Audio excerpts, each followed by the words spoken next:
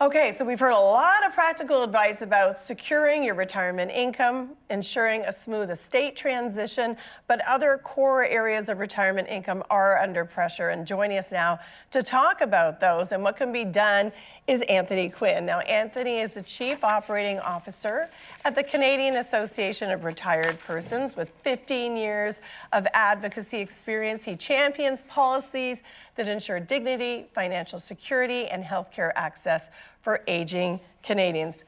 Thanks for being here, Anthony. Great to be here. This show rocks, I'm doesn't learning it? a lot. You know, I work in this industry of taking care of older adults, but I learn so much every time I hear from these experts. It's terrific. Right? Me too, I know. And also, times change and strategies can change and how you want to work about it. I have older parents too, so there's things, have they planned these things that they need to do for the future, or will I be on the hook for taking care of those things? So conversations to have with my parents for sure. Yes, exactly. And with your kids. And with my kids, I know. What have I done is the question, yeah. Okay, thank you for being here. There's a lot of talk about financial insecurity in Canada. How much of that relates to retired persons? Well, the biggest issue that CARP members tell us that they have in the back of their minds is, will they outlive their money? And that is one of the biggest fears, more than their own personal health, for example. So thinking about what we base our retirement on, we have our savings, which is the RRSPs, or even money in the bank, or things like your home equity, like Patricia talked about. Then you have your old age security, your Canada pension plan, and then if you're lucky enough to have a pension plan separate from the Canada pension plan. So those four things are the bedrock of anyone's retirement. And how you manage and plan to implement those four pillars as you're aging will determine the quality of life or the dignity that you're able to maintain as you age. And if those pillars are under threat, then that's where CARP steps in to advocate on behalf of older adults so that they can retire in dignity. Yeah, so let's talk about, you mentioned old age security. The payments don't keep up necessarily with inflation. So what's your position on that, or CARP's position, and what can be done, and what would you like to see happen? Well, old age security is indexed in theory, but it's indexed across a broad basket of goods as other indexed things are in the country. But seniors specifically, most of their money is spent on rent or on their shelter, and on food and on healthcare. So those three things have really been pressured by inflation over the last number of years, and it's really hitting into their budgets today. Unlike the general population, which has a lot more inputs into their cost of living. So old age security, while indexed, doesn't necessarily keep up with the needs of older adults, particularly in an inflationary world.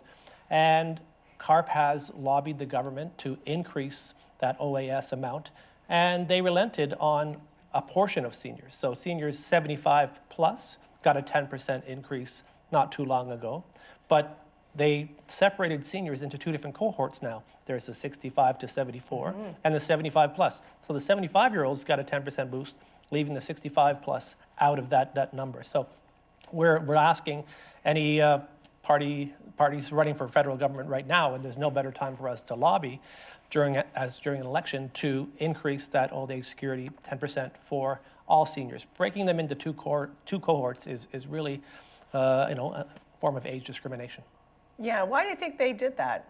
Well, there's a smaller number, obviously, at the 75 plus. There's a mortality rate, but the needs aren't different. If you're a 69-year-old person who is experiencing inflation, you're experiencing it the same as a 76-year-old person.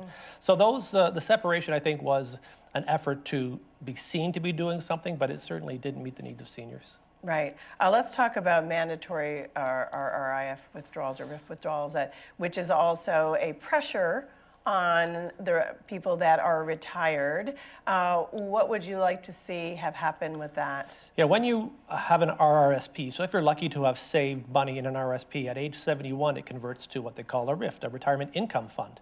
And you're forced to take money out of that fund as you age in an increasing percentage every year. So at age 73, you'd have to take out so much, but by the time you get to age 80 plus, you're taking out a lot of that fund if you still have any. So CARP has been advocating for no mandatory withdrawals for RIFs, because you don't know when you're going to need the money, and the government should not be dictating how and when you take it out. Exactly. So luckily, during this election campaign, it's been put on the agenda. The Conservative government, if they get elected, they've promised to increase the age by 2 years, so you don't have to start withdrawing for 2 years. And the Liberals have promised a short-term, 1-year, 25% reduction in the amount you have to take out. Both don't really meet the needs of seniors, but they do tell us that they understand that people should be in charge of their own funds. So it's a step in the right direction, but not nearly enough. And just any thoughts on why there is a mandatory withdrawal at all? Well, when they built the system, they understood that people would be dying earlier, and they thought the money would be coming out, and they would soon reap the investment on the taxation. But Canadians are living much longer now, and they're more likely to run out of those savings before they pass away. So it's an old and outdated system that should be thrown away. The government's telling you to take money out. Let's say you were taking money out in the stock market a few days ago when it was down 15%. No financial advisor Which is completely unfair. would tell you to take money out during that unfair. time, but your advisor would say, wait, it's going to get better, and take it out what best suits your needs. So I think it's a winner for any political party that'll take that on. Yes, well, thank goodness CARP is We're on them pushing that rock up the hill right now. Let's talk about digital scams and everything that's going on. So more than $638 million was reported lost in last year to frauds and scams in Canada. And you're saying, CARP's saying that that's really probably more like 10% of the actual cases. First of all, why only 10%, and why do you care about it? Yeah, the Canadian Anti-Fraud Centre, which is the place that receives all the reports for frauds and scams, estimates that only between 5 and 10% of victims report fraud. So if we extrapolate that $650 million that they know about, it's in the billions of dollars annually, and seniors are left to defend or without defenses. As the internet and artificial intelligence are now the prevalent ways of scams being perpetrated, the government and the justice system are saying, well, education is what we need. And CARP is advocating for actual justice to be had for these seniors. There's a man in Oakville, Ontario, who lost $700,000. It was reported in the news recently. And the banks and the government and even enforcement. Do you want to explain what happened? Was this where he was moving his Yeah, he thought he was moving a safe investment in one bank to a safe investment in another bank that offered a higher interest rate. Yeah. And they slowly worked him into transferring more and more of his portfolio. And it was a false, it was a fake website. It was a fake that website, looked exactly like the real fake website. bank. And his bank was transferring to a fake website. Correct. So the banks are not on the hook for those losses. Currently, the perpetrators are not on the hook for those losses. And it's, as I said, it's an educational moment. So CARP is looking to all the political parties to really take this seriously, understand that older adults are the most likely to be victims, and they can't earn that money back. They can't go back into the workforce and work a little harder and build up that nest egg again. It's being taken away from them. And it really is a lack of justice for seniors. Yeah, and with the aging population having such a massive wealth built up, it's a natural target. They've got money, and AI is getting so strong, it's so hard to tell what's real and what's not. So we need enforcement. Now, there was a gold heist in Canada in recent memory. They took $20 million in gold from Pearson Airport. International investigations crossing into India and the United States and the Middle East for $20 million. If Canadians are losing billions of dollars in frauds and scams, what's the government doing? So CARP's calling on the federal government to change the law so that they will empower police to go after those perpetrators around the world.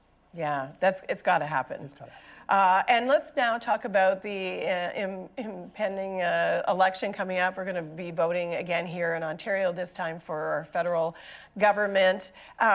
With the pressure on, the trade wars, et cetera, what do you and your members want from a new government? What's sort of the critical areas of concern? Yeah, it's a really important time for Canada. We have very large debt and very large deficits, and the the United States under President Trump are pushing even more costs onto us with increased demands for increased spending on defense to meet our NATO commitments, as well as increased border security for drugs and immigration. So those new or additional costs are going to really put additional pressure on our budgets. And what's the big thing that the accountants will look at? Old age security. It's sitting there as a very large number on our annual budget. And we're concerned that governments are going to come after old age security and try and balance their books on the backs of seniors.